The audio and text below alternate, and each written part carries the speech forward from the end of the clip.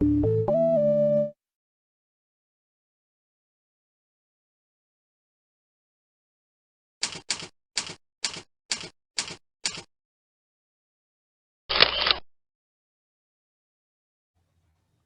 mohon maaf suara saya terdengar cukup jelas, Dokter Maya?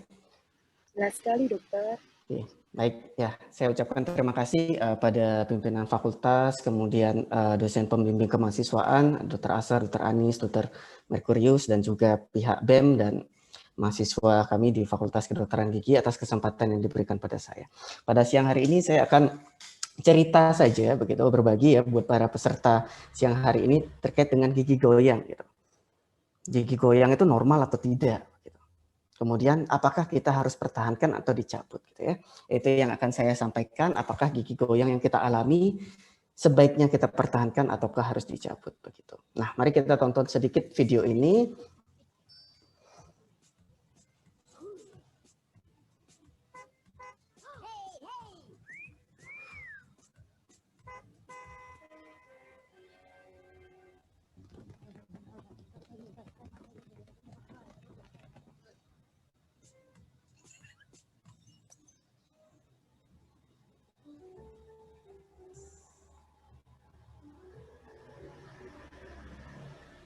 Oke ya, bayangkan kalau kita misal punya gigi goyang, kemudian di Indonesia ya, apalagi di Surabaya gitu ya, yang sering lewat-lewat masuk-masuk kampung banyak polisi tidur, bisa jadi karena gigi kita goyang, bahkan kena polisi tidur bisa jadi copot sendiri, gitu ya, betapa tidak mengenakannya. Dan yang penting di sini adalah bahwa gigi goyang adalah salah satu pertanda, ya, salah satu pertanda bahwa rongga mulut kita sudah mengalami masalah kesehatan.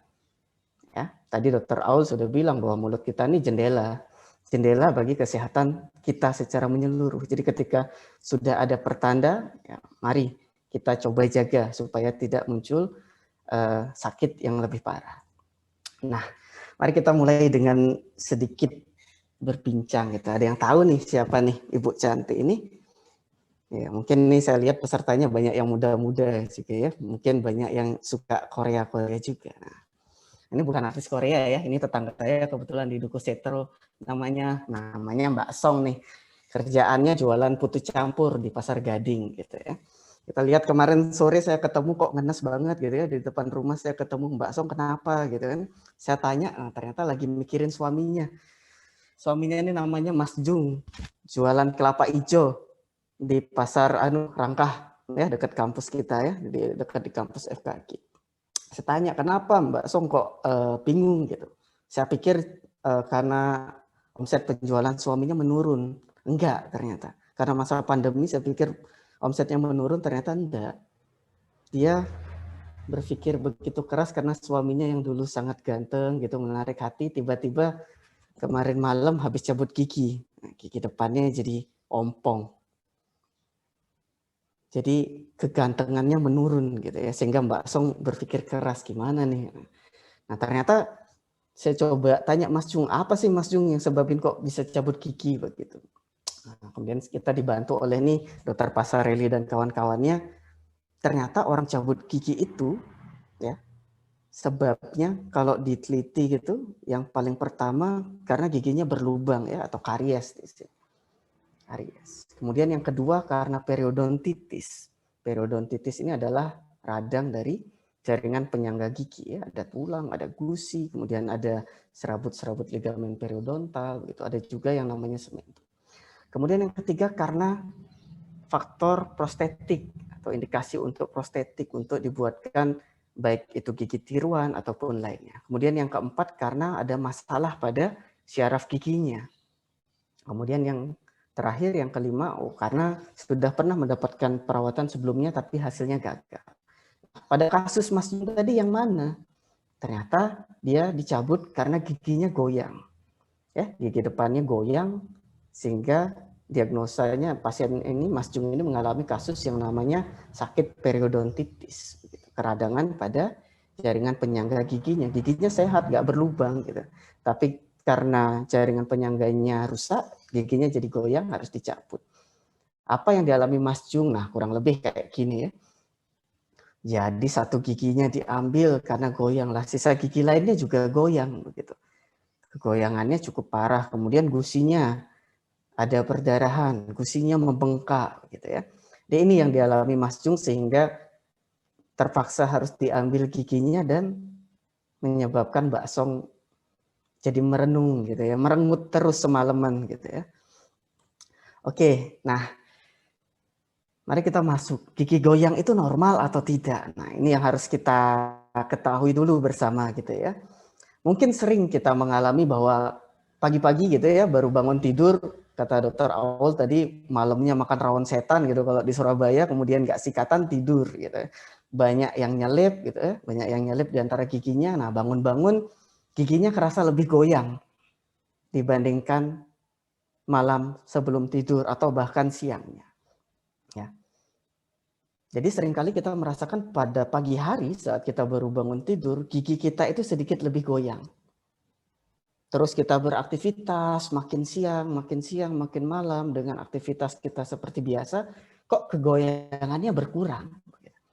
Ya, atau sudah nggak terasa goyang lagi. Nah, yang perlu kita tahu adalah ini adalah gambaran ya bagaimana gigi kita melekat di dalam tulang, di rongga mulut, dia didukung oleh penyangga-penyangga gigi. Apa saja? Nah, ini ada yang gambaran gusi kita, kemudian gusi kita ini melekat juga pada permukaan gigi dan tulang, kemudian nah, untuk menghubungkan gigi dan tulang ini dia juga dibantu oleh yang namanya serabut-serabut ini ya, serabut-serabut ligamen periodontal istilahnya. Nah, serabut-serabut ini menghubungkan gigi dengan tulang. Nah, gigi untuk menghubungkan tulang dan gigi, nah dia butuh bantuan untuk melekat, namanya sementum, mungkin tidak terlalu jelas pada gambar gitu ya. Nah, jadi yang namanya di dalam rongga mulut kita tidak hanya harus concern atau perhatian pada gigi kita saja. Kita juga harus concern atau perhatian pada jaringan penyangga ini. Karena bisa jadi gigi kita sehat, tapi karena tadi banyak karang gigi dan lain-lain menyebabkan tulang-tulang penyangga rusak, jaringan penyangga rusak sehingga giginya nggak lubang, tapi harus dicabut karena goyang, misal seperti itu ya. Nah, serabut-serabut ini karena gigi ini tidak menempel langsung pada tulang, ya, ada serabut ini yang dia memiliki elastisitas tertentu yang menyebabkan gigi kita dapat goyang. Ada yang namanya kegoyangan fisiologis, ada yang namanya kegoyangan patologis. Nah, pada kondisi normal gigi kita goyang. Hanya saja kegoyangannya ini minimal sekali ya. Dalam ala horizontal gitu ke depan ke belakang kurang lebih 0,2 mili. Kemudian kalau ditekan begitu dia bisa mengakomodir tekanan 0,02 mili. Nggak kerasa. Kalau kita tekan dengan jari mungkin goyangnya nggak kerasa. Nah, ketika kita mengalami sebuah kondisi gigi yang goyang, kita merasakan, nah artinya itu sudah kegoyangan yang lebih dari normal. Kalau kita belajar, nah ini calon-calon dokter gigi adik-adik saya di FKG ini belajar ada kegoyangan grade 1, 2, 3 gitu menurut Miller ya. Ada hitungannya tersendiri. Nah ketika para peserta nanti merasakan giginya goyang, sampai terasa goyang, maka itu artinya sudah minimal grade 1. Ada kegoyangan bisa dirasakan. Kalau sudah terasa banget minimal dia grade 2 begitu. Kalau sudah sampai bisa ditekan ke arah atas, bawah, atau bahkan ditarik, atau bahkan diputer, itu sudah grade 3. Nah, jadi goyang itu memang gigi kita secara normal bisa goyang. Tapi goyangnya terbatas. Ketika sudah kita bisa sekali ada kegoyangan, berarti itu artinya sudah ada kelainan, hati-hati. Nah, kemudian faktor apa saja yang menyebabkan gigi kita jadi goyang gitu ya. Kalau kita tadi disampaikan bisa jadi satu karena kehilangan penyangga gigi. Yang kedua bisa jadi karena ada benturan atau trauma. Kemudian yang ketiga karena perluasan keradangan. Ya, tadi kalau kita lihat penyangga gigi itu yang paling atas ada gusi begitu ya. Jadi awal-awal kalau tadi banyak karang gigi, gusinya dulu yang kena begitu. Nanti makin lama keradangannya makin menyebar luas, mulai kena tulang. Gitu. Nah, ketika ada perluasan keradangan, maka inilah yang akan menyebabkan kehilangan penyangga gigi. Jadi gigi kita akan mengalami kegoyangan yang bertambah. Kemudian yang keempat, bisa juga karena tindakan-tindakan perawatan kedokteran gigi. Misal apa? Bedah-bedah di bidang penyangga gigi. Atau misal karena perawatan kawat gigi itu bisa menyebabkan, tapi sifatnya temporer ya, sementara. Kemudian yang kelima karena faktor hormonal, misal pada saat ibu kita atau misal saudara kita mengalami kehamilan begitu ya, karena faktor-faktor lonjakan hormonal, peningkatan hormonal, dia jadi jaringan penyangga ini responnya bisa berlebih begitu ya, menyebabkan gigi jadi gampang goyang gitu. Atau pada kondisi orang yang sedang mengalami atau mengkonsumsi kontrasepsi ya, kontrasepsi oral misal seperti itu. Obat-obatnya dapat memicu kegoyangan gigi karena tadi faktor hormonal ya. Kemudian yang keenam ada kondisi medis lain, misal pada rahang di sekitar giginya itu ada tumor misal, ada tumor, atau misal ada penyakit-penyakit tertentu yang secara sistemik atau secara tubuh keseluruhan menyebabkan jaringan penyangga giginya rusak. Misal ada sindrom-sindrom, misal kayak Down syndrome begitu ya, Down syndrome dia menyebabkan kondisi rongga mulutnya tidak baik, menyebabkan kegoyangan gigi. Atau misal penyakit diabetes misalnya, memang tidak secara langsung menyebabkan kerusakan, tapi dia akan memperparah kerusakan jaringan penyangga gigi sehingga menyebabkan kegoyangan pada gigi. Nah, yang paling banyak yang mana menyebabkan kegoyangan gigi? Yang paling sering adalah perluasan keradangan tadi ya. Bagaimana perluasan keradangan itu terjadi? Jadi pada kondisi awal ya, pada kondisi gigi yang sehat, kita lihat giginya sehat, gusinya sehat, tulangnya cukup tinggi. Kemudian dia mengalami yang namanya gingivitis. Gingivitis itu adalah keradangan pada gusi. Radangnya hanya pada gusi. Tanda awalnya apa? Gusinya berdarah. Jadi kalau adik-adik, teman-teman semua, para peserta di sini merasakan saat sikatan gusinya berdarah, nah hati-hati, itu adalah pertanda awal. Nah, apakah setiap gusi berdarah itu berbahaya? Apakah setiap gusi berdarah itu berbahaya?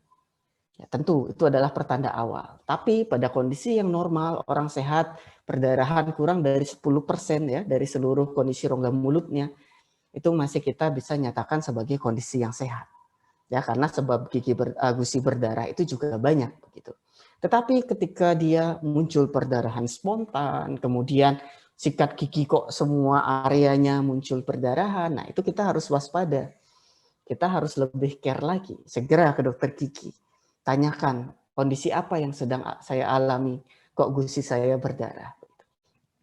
Nah, kemudian pada tahap lanjut, keradangan ini berlanjut menyebabkan tulang kita rusak. Ya, tulang-tulang penyangga gigi ini rusak. Makin lama kerusakannya makin parah, nah, menyebabkan gigi ini penyangganya semakin berkurang sehingga gigi ini akan menjadi goyang. Nah, berikutnya kita coba bahas apa dampak kegoyangan gigi ini. Kita tonton sedikit videonya.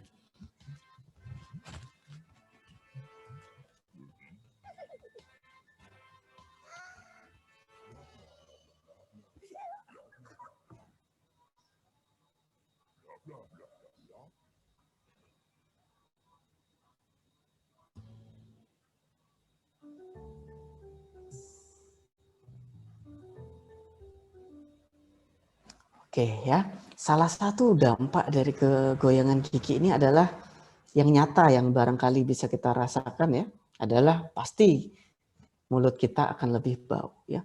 Mulut kita akan lebih bau. Bayangin tadi kalau kita masih muda gitu ya, tadi pasien-pasien dokter Aul itu masih muda semua di bawah 40 tahun gitu ya.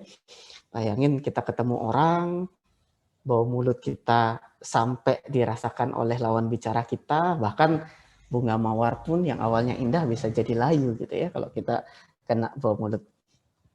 Oke, apa dampak peningkatan kegoyangan gigi? Nah, ketika salah satu gigi kita goyang, maka dia akan menyebabkan efek bola salju yang cukup menyebabkan keparahan lainnya. Ketika gigi goyang, otomatis fungsi dari gigi tersebut akan menurun. Ketika fungsi gigi dari gigi menurun, maka dia akan menyebabkan kita sulit untuk membersihkan, makin sulit untuk dibersihkan, sehingga menyebabkan akumulasi plak. Tadi Dr. Aul sudah jelaskan apa itu plak begitu. Kalau akumulasi plak meningkat, maka keparahan penyakit kita juga akan meningkat. Hingga kalau kita tidak lakukan perawatan, ujung-ujungnya gigi goyang ini akan menyebabkan kita mengalami kehilangan gigi.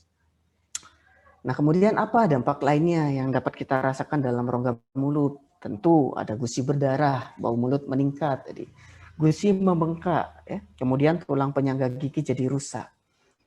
Hal yang bisa dirasakan pasien juga bisa jadi muncul nanah, ya, muncul nanah, sehingga giginya tambah goyang. Tentu tadi juga sudah disampaikan bahwa kelainan jaringan periodontal akan mempengaruhi kondisi sistemik, ya. Mungkin gambaran tidak menyeluruh, tapi bahwa ketika jaringan penyangga gigi kita rusak, maka seluruh tubuh kita juga akan bisa mengalami dampaknya, ya. Bisa mengalami jantung, tingkat kesuburan kita juga bisa menjadi menurun, ya.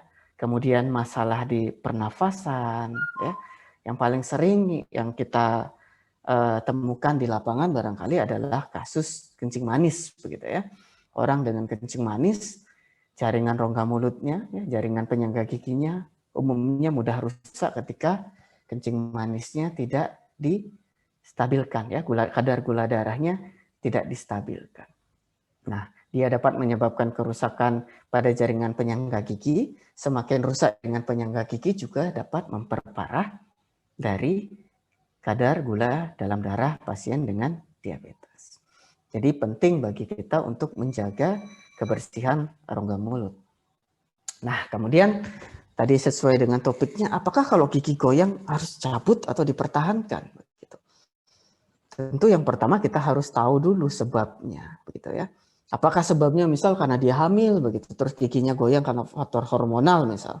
Tentu sifatnya situasional, ya, sifatnya temporer. Ketika dia sudah selesai hamil, maka kegoyangan gigi ini akan berangsur-angsur menurun karena dia sudah stabil hormonalnya. Atau misal karena dia trauma, ya, trauma. Kalau trauma apakah harus dicabut?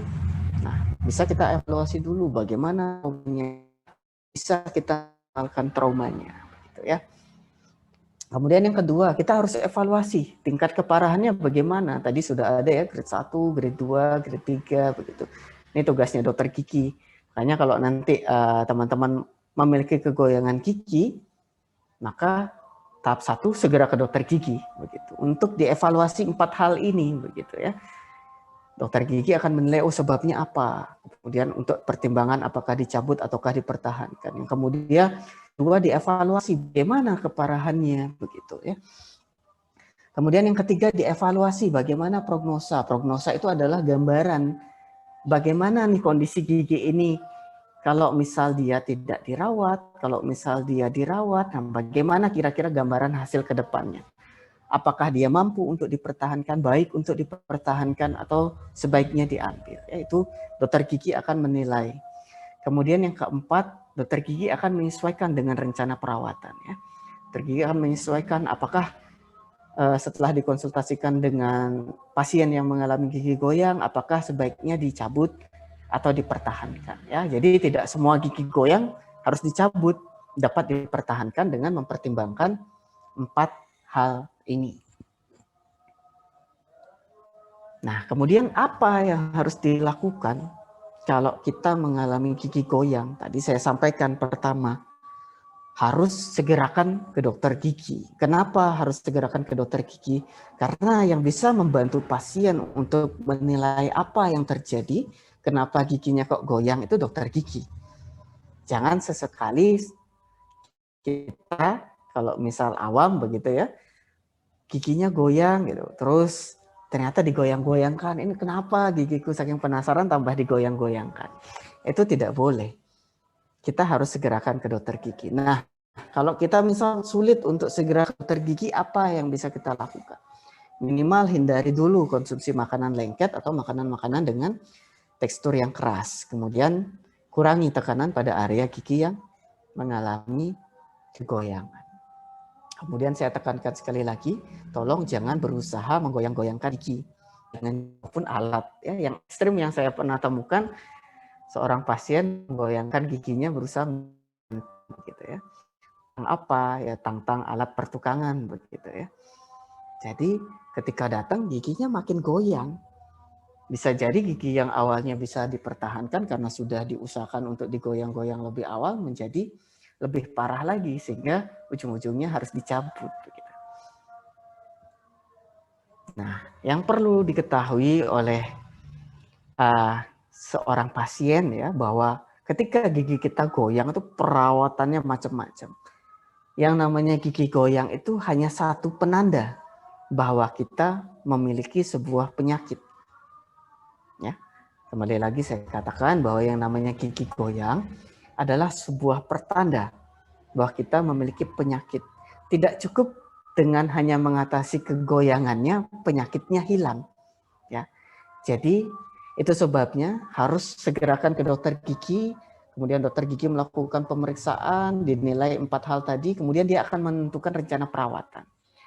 Yang namanya rencana perawatan ini fase-fasenya ada 4. Ya, dokter gigi akan melakukan dulu perawatan-perawatan yang sifatnya non bedah begitu ya. Contohnya apa? Ya teman-teman, para peserta akan dilakukan edukasi ya, diajarkan, oh Bu, ini begini cara menyikat gigi begitu. Kondisi ini kegoyangan terjadi karena ini, apa yang harus dilakukan yang bisa Bapak Ibu lakukan di rumah begitu. Kemudian dilakukan juga pembersihan karang gigi ya, karena tadi salah satu sebab kegoyangan gigi adalah karena adanya karang gigi sebagai rumah dari bakteri yang merusak di dalam rongga mulut kita. Kemudian yang berikutnya dapat dilakukan splinting atau pengikatan pada gigi-gigi yang goyang. Atau bisa juga dokter giginya merencanakan dilakukan perawatan dengan kawat gigi. Kemudian kalau sebabnya karena gigitan yang terlalu keras pada gigi tersebut, maka bisa jadi dilakukan penyelarasan oklusal ya, atau penyesuaian pada gigitan. Nah, seperti tadi disampaikan, gigi ketika diikat bisa jadi dia sudah stabil begitu ya. Kegoyangannya jauh berkurang. Apakah itu selesai? Tentu belum. Karena yang namanya kegoyangan gigi, apalagi disebabkan oleh kerusakan jaringan penyangga gigi, maka setelah distabilkan, kita juga harus berusaha memperbaiki jaringan penyangga giginya. Bisa jadi dievaluasi, oh butuh tindakan bedah atau tidak. Ya, contoh tindakan bedahnya apa? Misal dilakukan cangkok gusi ataukah cangkok tulang begitu ya. Kemudian ada fase ketiga yang namanya fase restorasi. Ya, fase restorasi ini misal giginya perlu dikuatkan lagi, misal dengan restorasi berupa jembatan misal begitu, atau tadi dilakukan restorasi di tambal, atau butuh dilakukan misal pembuatan gigi tiruan karena beberapa gigi hilang menyebabkan gigi-gigi lainnya bebannya menjadi berlebih sehingga giginya menjadi goyang. Kemudian yang penting fase keempat adalah fase maintenance, harus kontrol rutin.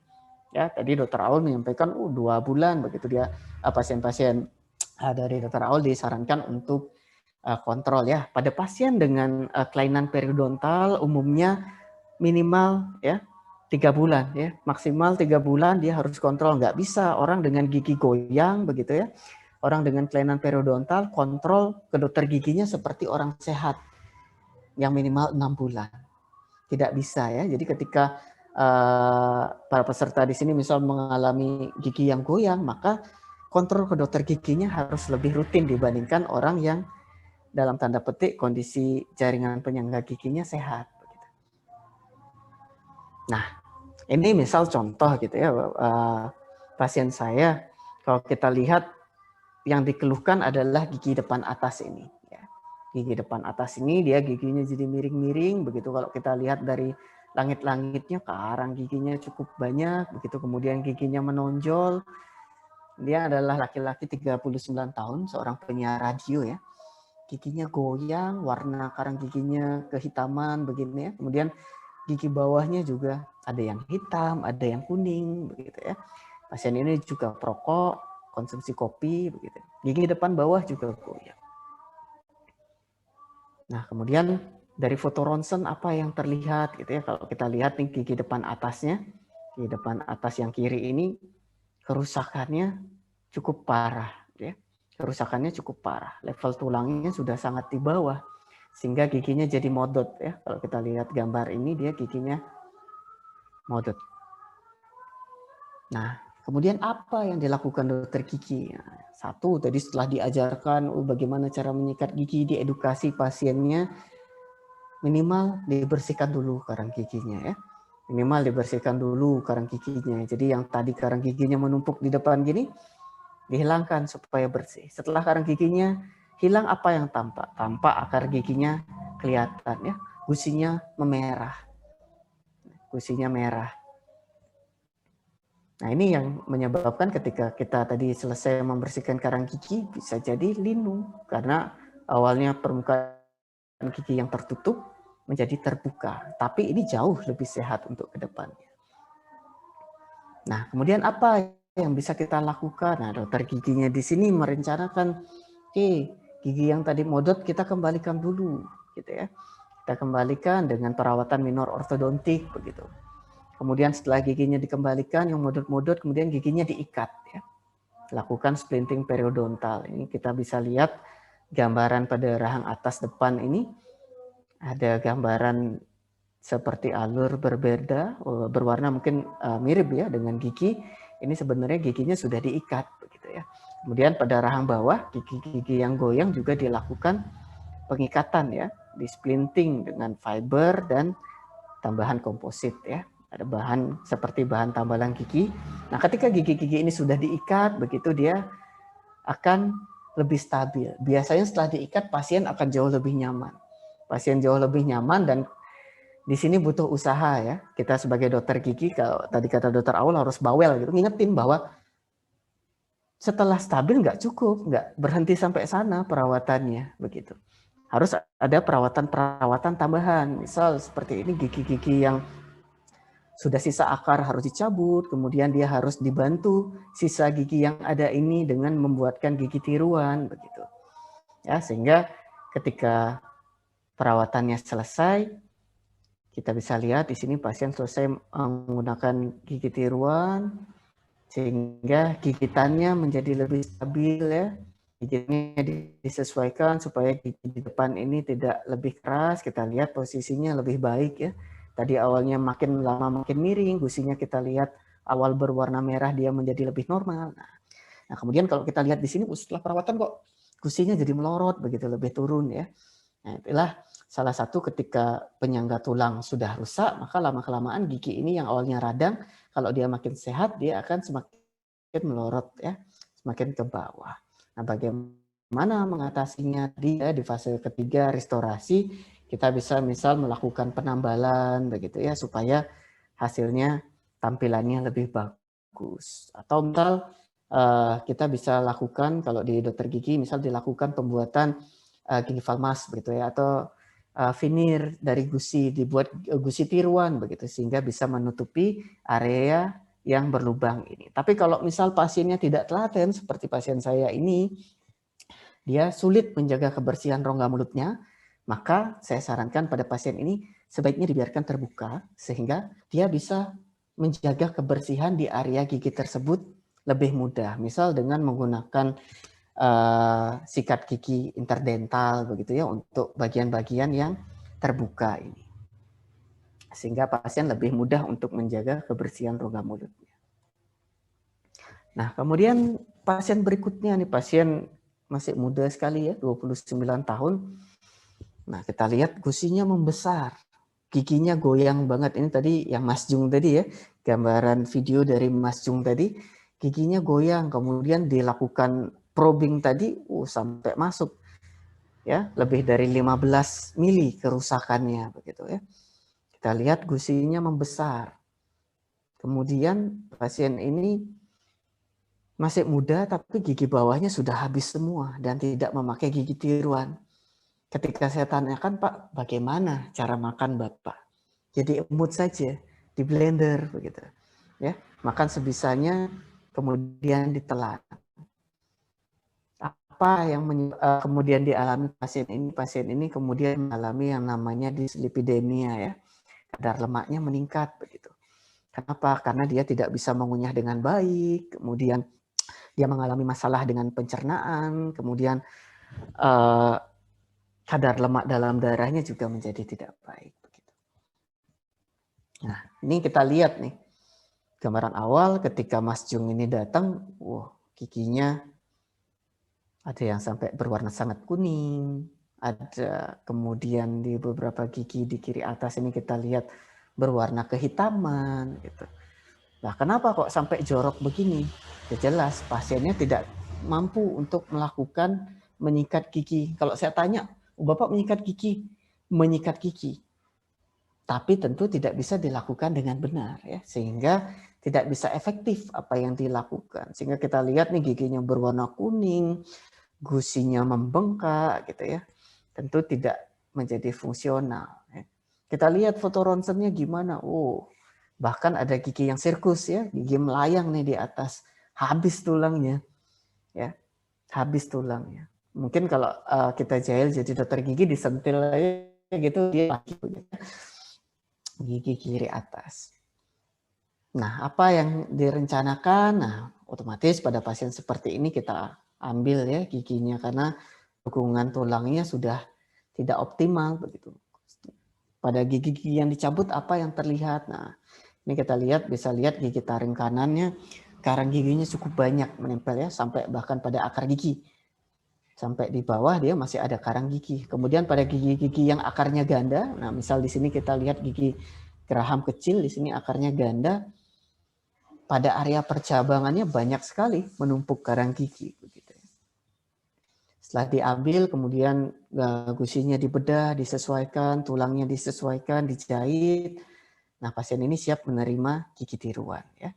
Jadi ini pada pasien mengalami gigi goyang, kemudian dia dicabut. Nah, kita lihat kadar kegantengannya Mas Jung jauh meningkat begitu ya. Dari awal dia nggak punya gigi, kemudian nggak bisa mengunyah dengan baik. Setelah dibuatkan gigi tiruan, wajahnya jadi jauh lebih fresh gitu ya. Jadi kalau Mas Jung mau ketemu istrinya gitu, istrinya pasti nggak merengut lagi. Mbak Song tadi nggak merengut lagi. Kalau ketemu Mas Jung dia sudah dengan gigi seperti ini, senyum sehat yang tentu jauh lebih menarik begitu. Nah, ini yang terakhir barangkali yang saya sampaikan singkat saja bahwa bagaimana cara mencegah gigi goyang. Tentu cara mencegah gigi goyang sama saja untuk dengan cara kita mencegah penyakit gigi dan mulut lainnya begitu ya. Tadi juga Dr. Aul sudah banyak menyampaikan. Nah, yang saya mau sampaikan di sini cara mencegah yang utama adalah kita harus komit dulu untuk rutin cek ke dokter gigi.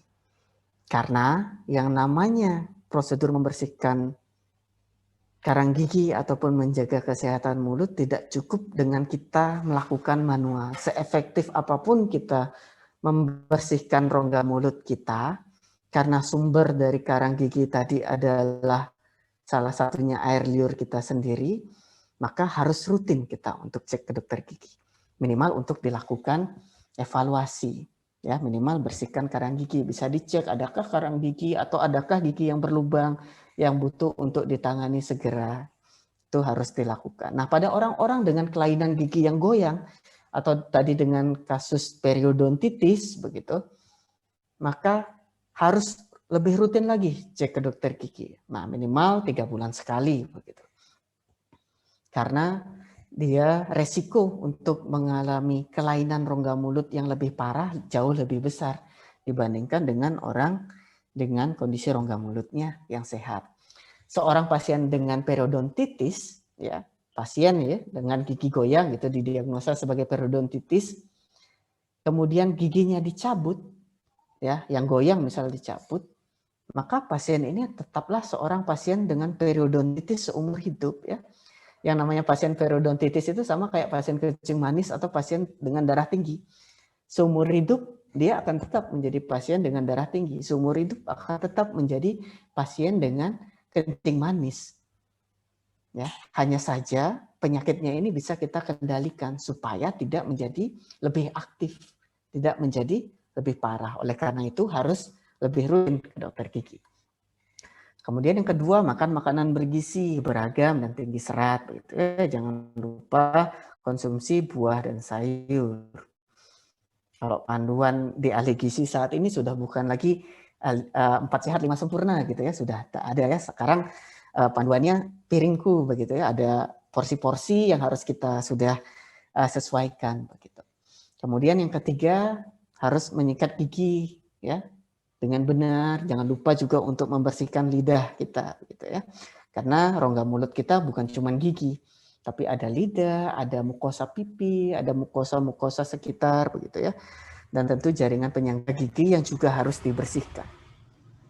Kemudian yang keempat, kita gunakan benang gigi, gunakan obat kumur begitu ya.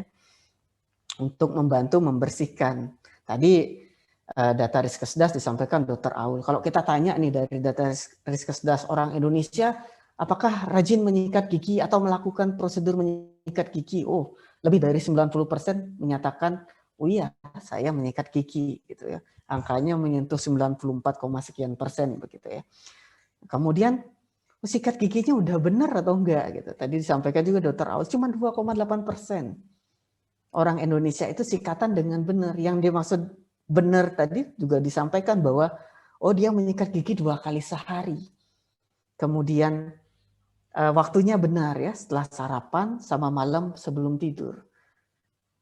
Itu sudah profilnya cuma 2,8 begitu dari 90 sekian persen yang melakukan. Barangkali kalau disurvei lagi apakah cara menyikat giginya tepat begitu. Barangkali bisa jadi di bawah 1% begitu ya. Menyikat gigi dengan tepat begitu. Nah, kemudian yang kelima, kita harus kurangi ya konsumsi gula, soda, dan rokok ya. Ini salah satu musuh-musuh dari jaringan penyangga gigi ya. Begitupun dengan gigi. Kemudian yang keenam, konsumsi air yang cukup. Dan tentu yang ketujuh, kita harus meluangkan waktu untuk beristirahat dan juga olahraga fisik yang cukup. Nah, ini adalah sebuah video, mungkin sebagai akhir ya, bahwa menjaga kebersihan rongga mulut kita itu berarti kita menjaga tubuh kita secara keseluruhan. Ya, kita mungkin tidak menyadari begitu ya, bahwa ketika kita menyikat gigi kita juga menjaga jantung kita, menjaga bagian tubuh kita yang lain begitu. Both diseases have common risk factors, such as smoking, stress, obesity, lack of exercise, and poor diet. Treatment of your gums and good oral hygiene help to prevent heart complications. Go regularly to your dentist and doctor. Sharing your health reports with your doctor and dentist is crucial. Stay active. Watch your weight. Do not smoke. Take care of your oral hygiene. Brush your teeth twice a day for at least 2 minutes. And clean between your teeth using interdental brushes or dental floss. Your heart will appreciate it. Oke, jadi ini adalah pesan ya dari Persatuan Periodontia di Eropa sana bahwa kita barangkali yang saat ini menyikat gigi motivasinya hanya sekedar membersihkan rongga mulut, maka mari kita tingkatkan motivasi kita bahwa ketika kita menyikat gigi, ketika kita merawat rongga mulut kita, maka sejujurnya itu juga adalah upaya kita menjaga kesehatan kita secara keseluruhan. Menjaga hati kita, menjaga jantung kita, menjaga saluran pernafasan kita, menjaga saluran pencernaan kita. Gitu ya. Nah, tadi tagline akhirnya, wah lakukan sepenuh hati. Begitu ya, lakukan sepenuh hati. Tentu jantung kita juga akan menerimanya dengan sepenuh hati. Nah, ini mungkin gambar akhir bahwa ya hidup ini seperti bercermin kalau kata orang begitu ya. Hidup ini seperti bercermin, maka tersenyumlah gitu ya. Sehingga hidup juga akan tersenyum terhadap kita. Untuk menghasilkan hidup yang baik, maka kita harus memiliki senyum yang baik sehingga senyum yang kita terima dari cermin kehidupan ini juga bisa lebih baik. Bagaimana senyum yang baik? Maka tentu rongga mulut kita harus sehat dan baik pula. Itu Dr. Maya yang barangkali bisa saya sampaikan. Terima kasih, semoga bisa ada manfaat yang bisa diterima pada peserta webinar siang hari ini. Terima kasih Dr. Evan atas presentasinya yang sangat menarik sekali dan informatif karena disuguhkan case-case pasien dari dokter. Lalu ini saya akan merangkum sedikit dari materi dokter. Secara normal, gigi kita bisa goyang, namun goyangannya terbatas. Biasanya gigi akan terasa sedikit goyang ketika pagi hari dan berangsur menghilang rasa goyangnya ketika malam hari. Namun, kegoyangan gigi yang tidak normal adalah kegoyangan yang ekstrim yang bisa dirasakan oleh pasien. Sehingga pada kasus-kasus seperti ini, pasien harus segera datang ke dokter gigi untuk dilakukan evaluasi penyebab oleh dokter gigi, tingkat keparahannya, prognosanya, prediksi dari kegoyangan gigi, dan menyesuaikan rencana perawatan. Dokter gigi akan melakukan beberapa rencana perawatan, diawali dengan fase membedah dan dilanjutkan dengan fase bedah. Cara utama mencegah agar gigi kita tidak goyang adalah harus konsisten, rutin cek ke dokter gigi minimal 6 bulan sekali. Dan untuk seorang pasien yang giginya sudah goyang, maka untuk cek ke dokter giginya minimal 3 bulan sekali. Dengan menjaga gigi kita, maka kita akan menjaga seluruh organ tubuh lainnya. Begitu kurang lebih rangkuman dari saya, lalu kita akan masuk ke sesi tanya jawab, dokter. Di sini para panitia telah merangkum karena terlalu banyak pertanyaan dari para peserta dan kurang lebih pertanyaannya ada yang mirip-mirip, jadi dirangkum oleh para panitia. Ini pertanyaan yang nomor 1. Next slide. Ini dokter pertanyaannya, apakah gigi berlubang yang sampai mengalami kegoyangan jika dilakukan pencabutan akan menimbulkan masalah, dok?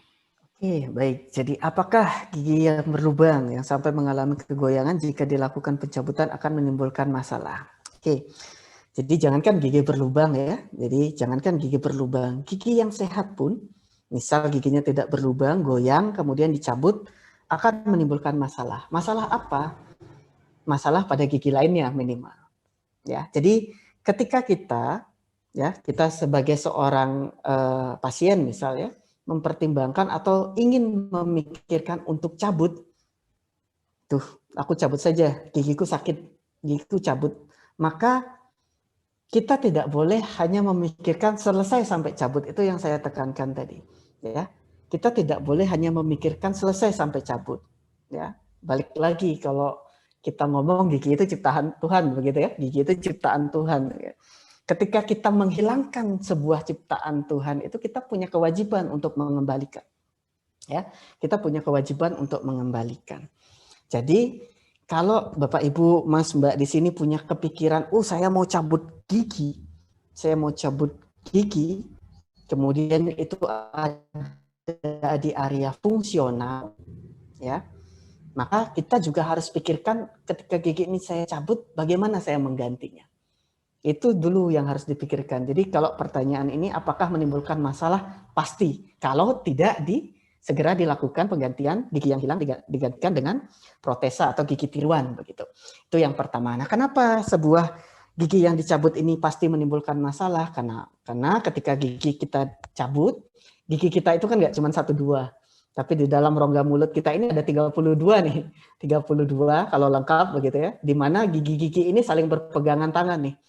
32 gigi ini saling bekerja sama membantu kita, hei manusia, nih gigiku membantu nih gitu. Kalian tak bantu gigit begitu ya. Kalian tak bantu ngunyah begitu.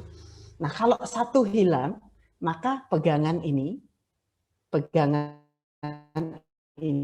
akan hilang, akan rusak begitu. Ya. Ketika gigi itu saling menyebarkan tekanan ke tetangganya, dia akan supportnya atau dukungan tetangganya akan berkurang sehingga menyebabkan misal kalau kita cabut gigi belakang kanan atas gitu ya, maka gigi belakangnya dia akan miring ke depan, makin lama makin miring ke depan begitu ya. Kemudian gigi di bawahnya yang awalnya bergigitan dengan gigi atas yang dicabut tadi akan makin tumbuh ke depan. Bukan tumbuh ke depan, lebih ke atas begitu ya. Tadi kalau di video Dr. Aul dia makin lama makin merongos gitu ya, misal kalau gigi atas. Kemudian gigi depannya juga akan berubah posisi. Kalau posisinya berubah dari gigi-gigi, maka gigitan kita juga akan berubah. Otomatis keseimbangan rongga mulut kita akan berubah. Ya, contohnya apa? Misal kalau kita lihat gambar nenek tua tadi ya, yang lagi tersenyum tadi gitu. Senyumnya manis sekali, indah sekali. Tapi kalau giginya lebih lengkap, saya yakin nenek tadi senyumnya akan jauh lebih indah lagi. Begitu. Ya, ketika giginya hilang, begitu maka profil wajahnya juga akan berubah. Begitu. Nah itu masalah-masalah yang mungkin muncul. Ya, jadi ketika kita mempertimbangkan mencabut gigi, tidak segera diganti, pasti akan muncul masalah. Gitu. Itu barangkali Dokter Maya Ya, baik dokter. Ini mungkin para peserta juga bertanya dong, mungkin Ya. setelah dicabut, jangka waktunya itu bisa bertahan sampai berapa lama ya dok, sehingga tidak menimbulkan masalah Oke, jangka untuk baik. gigi yang Ya, jangka waktunya sampai berapa lama? Ya, kalau kita ngomong ideal ya, kalau kita mau ngomong ideal, kalau setelah kita mencabut gigi, maka 3 bulan itu sudah selesai nih. Kalau kita ngomong gigi tadi kan dia ada tulang, ada gusi, begitu ya. Dan terus setelah nyabut gigi butuh proses penyembuhan. Nah, 3 bulan setelah gigi itu dicabut, ini penyembuhannya sudah optimal. Penyembuhannya optimal artinya apa? Tulangnya sudah mulai menutup, kemudian gusinya sudah menutup sempurna, begitu. Jadi itu adalah waktu yang paling maksimal kalau menurut saya. Maksimal untuk kita punya waktu 3 bulan untuk kita mengganti gigi yang dicabut tadi dengan gigi tiruan. Kalau terlalu cepat apakah baik? Enggak baik juga. Kenapa? Karena yang namanya gigi tiruan ini butuh rumah kembali. Baik rumahnya adalah gigi asli tetangganya ataupun di bekas pencabutan tadi. Kayak gitu. Ya, kalau terlalu cepat juga nanti gigi tiruannya jadi nggak stabil, terutama pada gigi tiruan yang lepasan. Atau misal kalau dia gigi tiruan yang sifatnya cekat, kalau jaringannya masih menyembuh, kemudian kalau menyembuh ini sifatnya dia makin lama akan makin mengkerut. Karena sudah tidak ada lagi akar di dalam tulang. Jadi tulangnya sembuh mengkerut, otomatis gusinya mengkerut. Kalau diganti terlalu cepat, maka hasil perawatan kita tidak bisa mengantisipasi pengerutan tadi dari jaringan di rongga mulut kita, jaringan penyangga gigi. Nah, terus bagaimana dong kalau misal gigi depan gitu kan, orang giginya goyang, misal kayak yang tadi gigi depan gitu goyang, terus kalau dicabut harus ganti, kalau ganti ditunggu 3 bulan begitu kan, terus gimana kan nggak mungkin nggak senyum terus gitu kan, pakai masker terus ya, syukur-syukur ini berkah pandemi gitu ya, kalau keluar kita pakai masker, jadi kalau giginya hilang masih nggak ketahuan gitu kan, tapi oke, jadi kalau pada kasus-kasus yang tadi butuh segera diganti, maka kita bisa pertimbangkan pakai peranti atau gigi tiruan yang sifatnya immediate atau segera. Namun perlu kita ketahui ketika kita memilih untuk segera diganti, maka butuh proses berkelanjutan untuk perbaikan, gitu ya. Jadi gigi tiruan yang kita pakai sebagai pengganti itu perlu diperbaiki secara berkala. Kenapa? Untuk mengakomodir perubahan jaringan yang terjadi selama proses penyembuhan.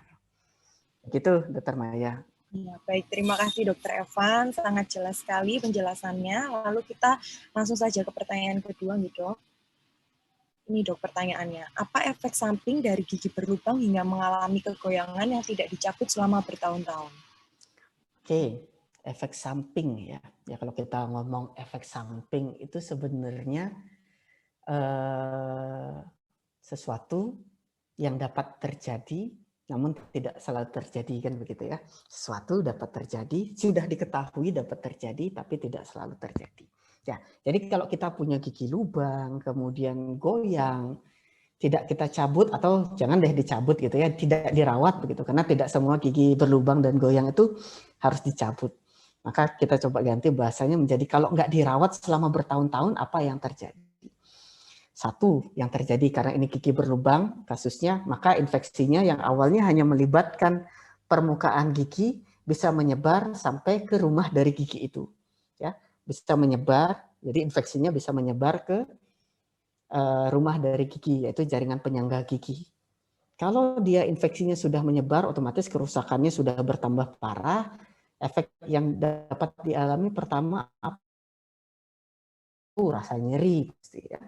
Rasa nyeri makin meningkat. Yang kedua, dia bisa muncul yang namanya nanah, ya. Gigi ini bisa menjadi bernanah. Nanahnya bisa di mana? Bisa dari gigi karena lubang, bisa jadi gigi karena goyang. Karena infeksinya bisa masuk dari 2 jalur ya, dari jalur giginya dan dari rumah giginya begitu. Kalau kita ibaratkan gigi dan penyangga ini sebagai orang dan rumah gitu.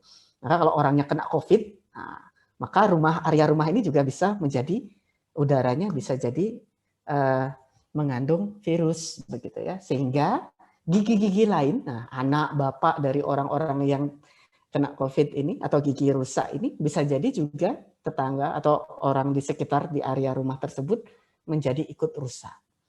Ya, jadi ketika tidak dirawat, maka satu keparahannya pasti akan bertambah. Yang kemudian yang kedua rasa sakitnya akan bertambah, yang ketiga bisa mengalami nanah, yang keempat dia akan berefek negatif pada gigi di sekitarnya, ya, pada gigi di sekitarnya. Ingat saya sampaikan tadi yang namanya gigi-gigi ini di dalam tubuh kita itu tidak bekerja sendiri, dia saling bergandengan, saling bahu membahu. Jadi ketika satu rusak, yang lainnya ikut rusak. Itu yang keempat. Yang kelima apa efek sampingnya? Ketika infeksinya menyebar, radangnya menyebar, maka radang itu akan masuk ke pembuluh darah ya. Jadi sel-sel radang akan masuk ke pembuluh darah, menyebar ke seluruh tubuh kita yang menyebabkan kondisi di luar rongga mulut ikut terdampak. Contohnya apa? Yang paling gampang tadi masuk ke darah, ya, bakterinya dari rongga mulut tadi masuk ke darah yang awalnya di gigi, yang awalnya di jaringan penyangga gigi, masuk ke aliran darah, terus dia menyebabkan plak pada jantung, jadi jantung koroner, misal seperti itu. Atau misal orang yang awalnya tidak diabetes, tidak kencing manis, tapi karena rongga mulutnya kotor, bakterinya meningkat, maka resistensi insulin akan terjadi. Resistensi insulin itu artinya kinerja insulin yang berfungsi untuk mengontrol gula darah di dalam darah kita itu kerjanya nggak optimal, yang menyebabkan yang awalnya kita tidak kencing manis jadi kencing manis. Atau kalau orang yang sudah kencing manis begitu ya, menyebabkan rongga mulutnya menjadi rusak, baik gigi maupun jaringan penyangganya. Nah, kemudian ketika penyangganya sudah rusak, nah bakteri makin banyak. Bakteri yang makin banyak ini juga akan menyebabkan diabetesnya makin parah, begitu ya. Jadi efek sampingnya bukan cuma di sekitar gigi, bukan cuma rasa sakit, tapi ke seluruh tubuh kita. Begitu. Makanya tadi saya sampaikan bahwa mulut ini adalah cerminan dari tubuh kita. Ya, itu Dokter Maya. Terima kasih Dokter Evan. Lalu ini kita lanjut ya Dok ke pertanyaan berikutnya.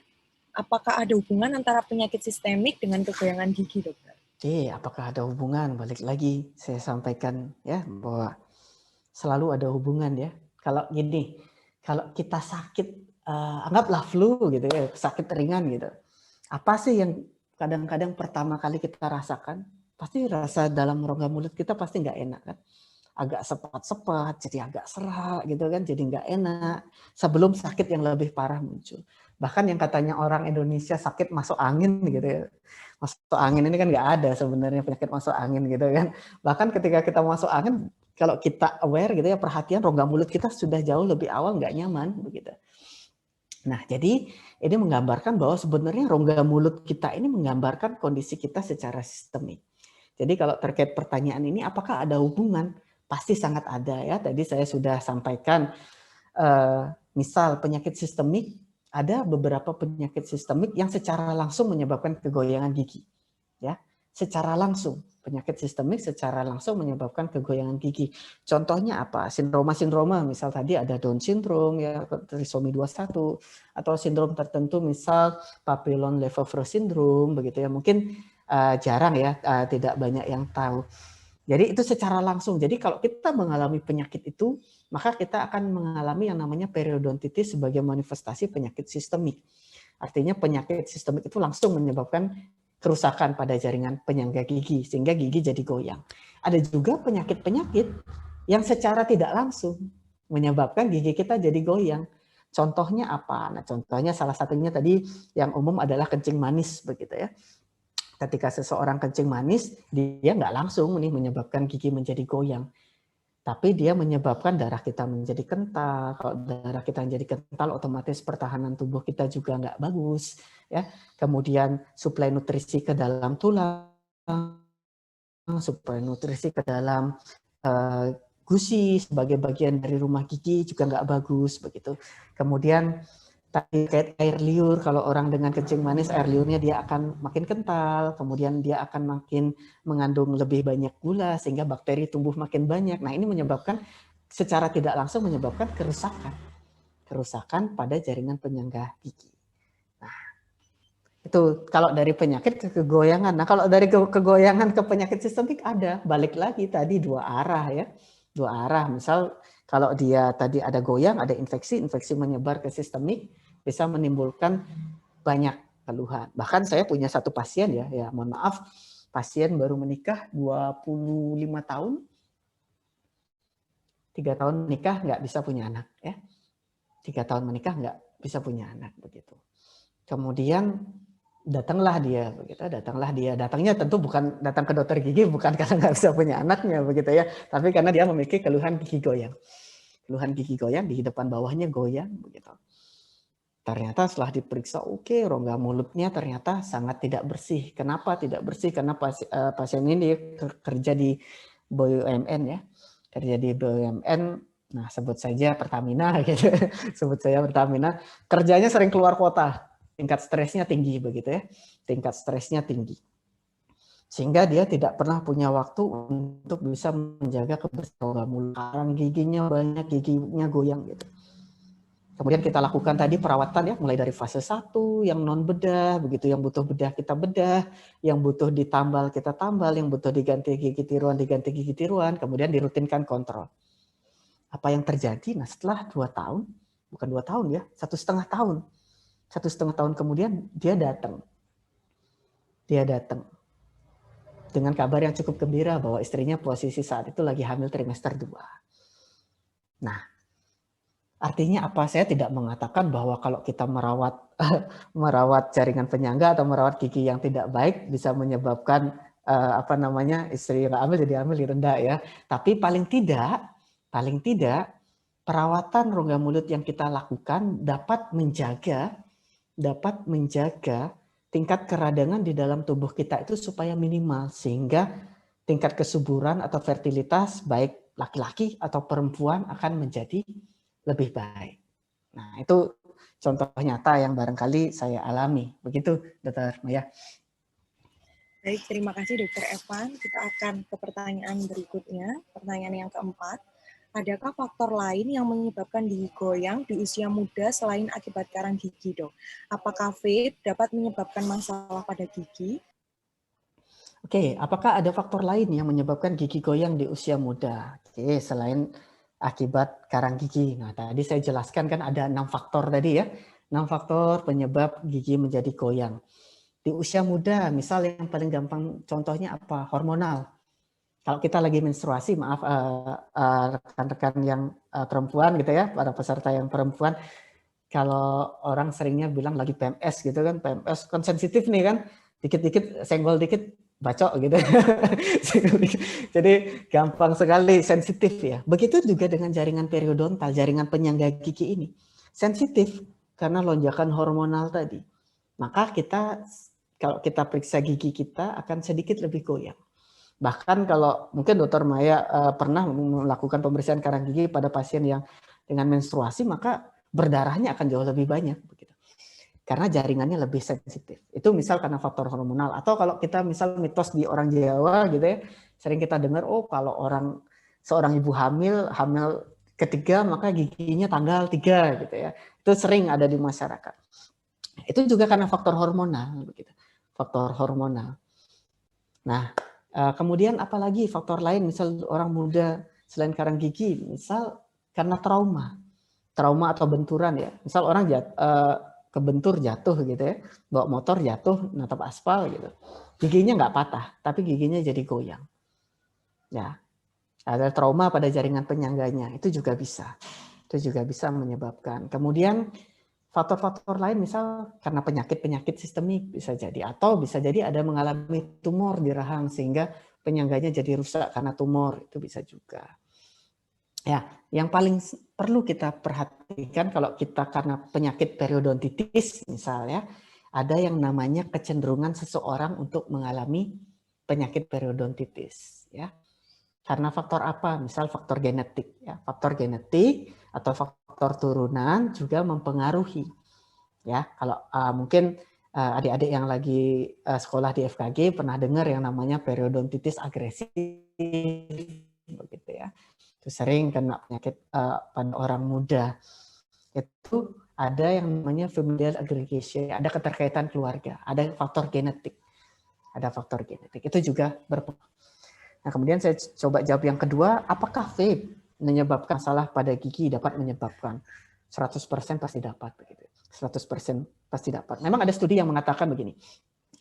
Kalau orang nge-vape dibandingin orang ngerokok, mau itu cerutu, mau itu rokok sigaret begitu ya, yang rokok batangan biasa, secara gambaran klinis lebih sehat yang mana gitu ya. Kalau kita lihat diperiksa oleh dokter gigi, gambaran klinisnya jaringan penyangganya sehat yang mana? Lebih sehat yang pakai vape. Datanya ada. Tetapi tidak berbeda signifikan ya.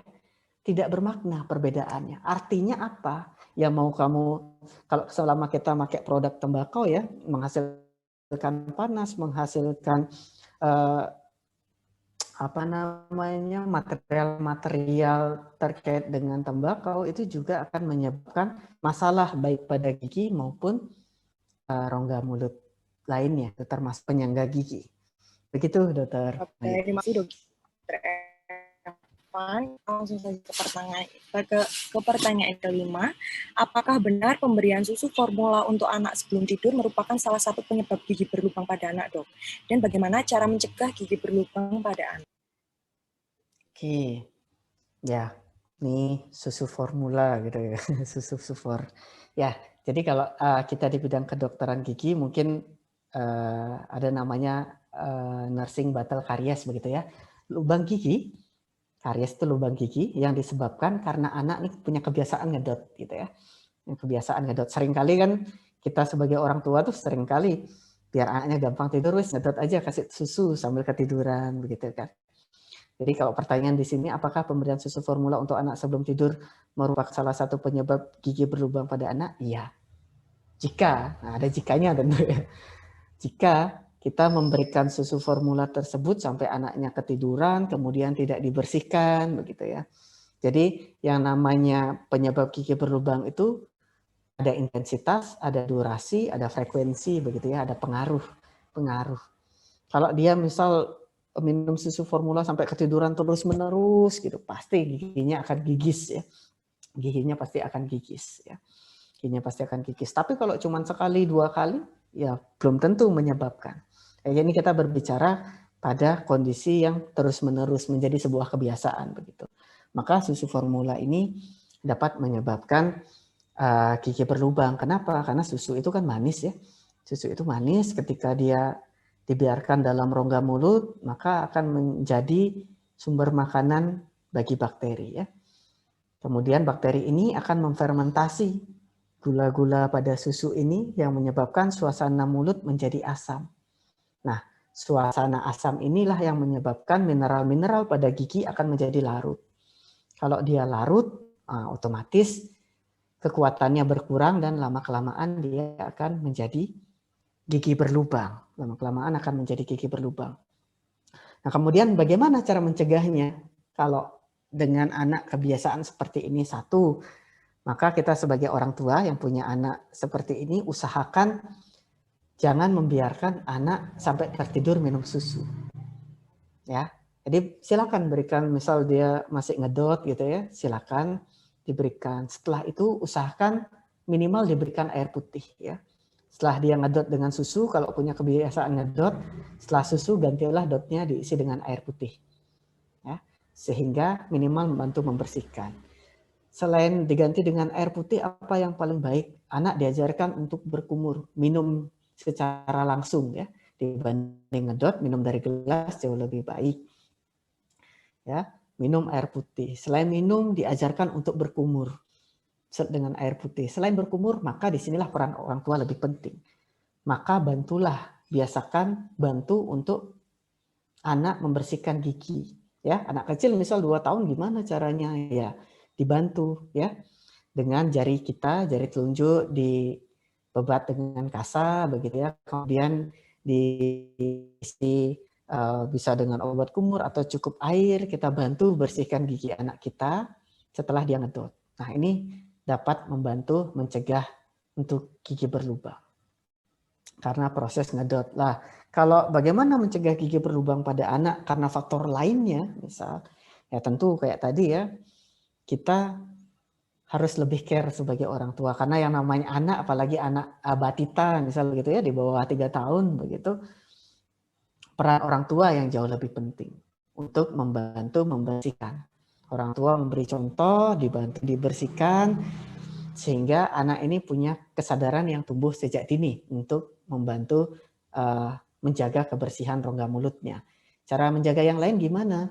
Kalau misal pada anak-anak, kalau dia gigi pergantian, kita bisa sarankan ya di umur 4 tahun misal, atau dia sudah mulai berani ke dokter gigi 3-4 tahun, kita ajak ke dokter gigi, dikenalkan ada prosedur-prosedur yang dokter gigi bisa lakukan untuk mencegah sebelum lubang itu terjadi. Misal dilakukan restorasi atau penambalan yang sifatnya preventif ya, atau misal dia aplikasikan bahan-bahan yang mengandung fluor untuk mencegah gigi yang tidak berlubang agar kemungkinan berlubangnya menjadi lebih kecil.